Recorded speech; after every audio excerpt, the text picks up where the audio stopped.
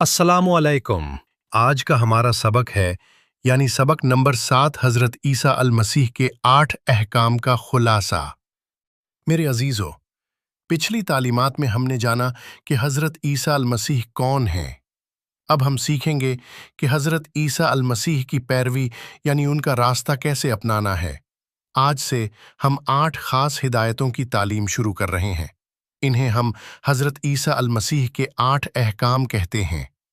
पिछली बार हमने सुना कि कैसे हज़रत ईसा अल मसीह का पैदा होना बहुत ख़ास था। बहुत से नबियों ने उनके आने की पेशनगोई की थी। फरिश्तों ने भी हज़रत मरियम अलैहिस्सलाम और दूसरों को उनकी पैदाइश की खुशखबरी दी थी। हज़रत ईसा अल मसीह कुंवारी से पैदा हुए, वो दुनिया में आए ताकि हमें हमारे गुनाहों से निजात दें।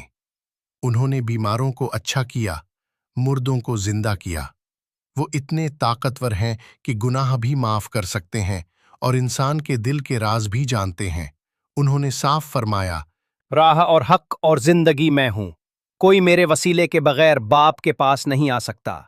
मेरे अजीजों, अगर हम अल्लाह से रिश्ता बनाना चाहते हैं तो हमें हज़रत ईसा अल मसीह की बातों को सुनना और उन पर अमल करना होगा। लेकिन उनकी जिंदगी की सबसे बड़ी बात यह है कि उन्होंने सूली पर अपनी जान कुर्बान की ताकि हमारे गुनाह माफ हों।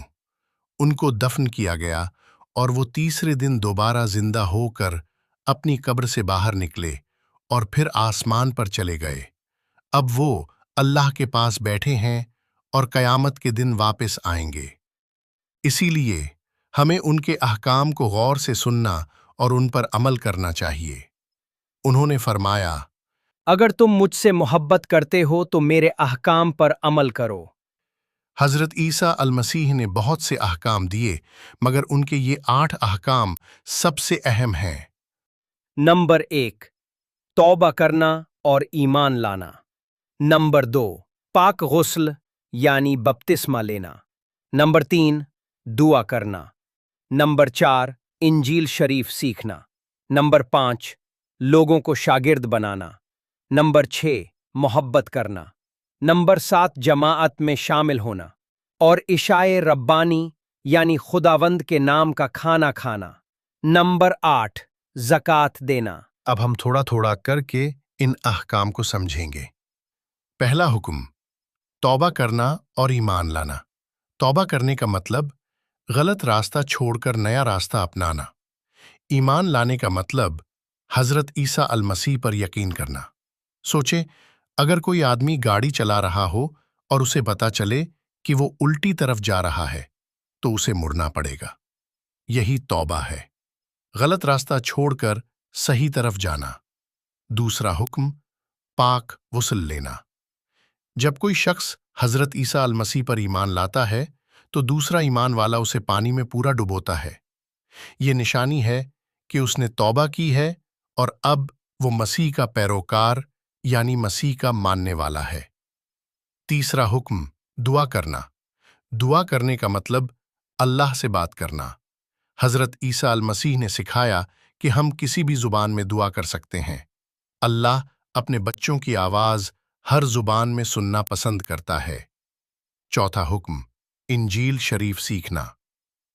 इंजील शरीफ में हज़रत ईसा अल मसीह की ज़िंदगी और उनकी तालीम लिखी है। इस किताब में हिकमत और सच्चाई है। अगर हम मसीह के शागिर्द बनना चाहते हैं तो इस किताब को पढ़ना और समझना ज़रूरी है। पांचवा हुक्म, शागिर्द बनाना।